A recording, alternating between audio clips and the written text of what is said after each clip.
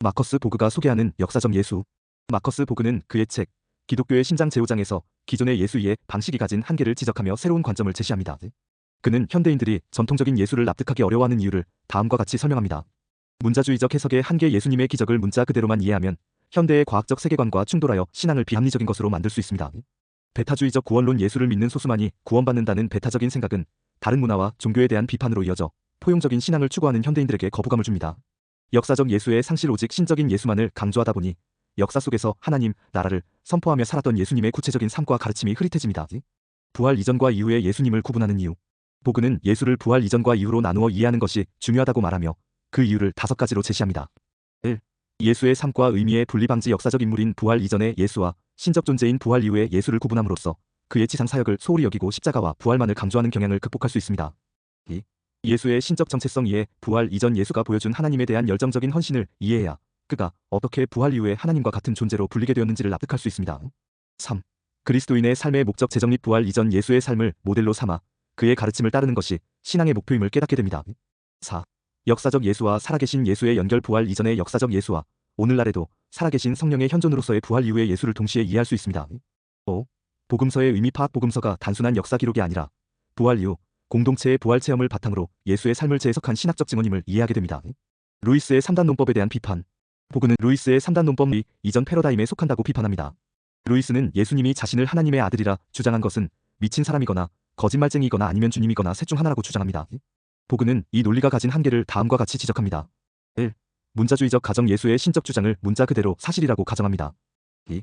정적이고 초월적인 하나님의 이미지. 하나님을 인간 세계와 분리된 정적이고 초월적인 존재로 가정합니다. 3. 이분법적 사고. 예수를 오직 완전히 신적 존재 혹은 완전히 인간적 존재로만 구분합니다. 4. 역사적 증거의 무시. 예수가 실제로 어떤 삶을 살았는지에 대한 질문을 생략합니다. 5. 성육신의 진정한 의미. 퇴생. 예수가 진정한 인간이자 동시에 하나님의 마음을 온전히 드러낸 존재라는 성육신의 신비를 단순한 논리로 환원합니다. 부활 이전 예수의 5가지 모습. 보그는 복음서를 통해 드러나는 부활 이전 예수의 모습을 5가지로 제시합니다. 1. 하나님의 영에 사로잡힌 인물. 하나님의 현존을 깊이 체험하고 그분의 뜻을 따라 살았던 영적인 인물입니다. 2. 지혜교사. 짧은 비유와 재치 있는 격언을 통해 하나님의 지혜와 진리에 대한 통찰을 전했습니다. 3. 사회 비평가. 사회의 기존 질서와 불의한 권위에 대해 날카롭게 비판하며 저항했습니다. 4. 치유자. 병든 자를 치유하고 소외된 사람들을 포용하여 온전하게 회복시켰습니다. 5. 하나님 나라의 선포자. 다가올 미래의 왕국이 아니라 이미 와 있는 하나님 나라의 도래를 선포하며 하나님의 통치를 실현하기 위해 행동했습니다. 십자가에 대한 역사적 해석. 보그는 예수의 십자가를 하나님의 속죄 계획보다는 역사적 결과로 해석합니다. 그는 예수님이 당시 종교 및 정치 권력에 의해 죽임당한 이유를 다음과 같이 설명합니다. 사회 비평과 도전. 종교적 형식주의와 불의한 사회 질서를 비판하며 기득권층의 권위에 도전했습니다. 하나님 나라의 선포. 그의 하나님 나라 선포는 로마 제국의 통치에 대한 위협으로 간주되었습니다. 제도적 안정에 대한 위협. 세리와 죄인의 친구가 되어 사회적 경계를 허물고 소외된 이들을 포용함으로써 기존의 사회 질서를 위협했습니다. 이러한 이유로 예수의 죽음은 특정한 신학적 구원 계획의 결과가 아니라 그의 삶과 가르침에 대한 권력자들의 저항과 반작용의 필연적인 결과였다고 보그는 주장합니다. 예수를 은유와 성례로 이해하는 의미. 보그는 예수를 은유와 성례로 이해해야 한다고 강조합니다. 은유. 예수는 하나님이 어떤 분이신지를 보여주는 가장 중요한 은유입니다.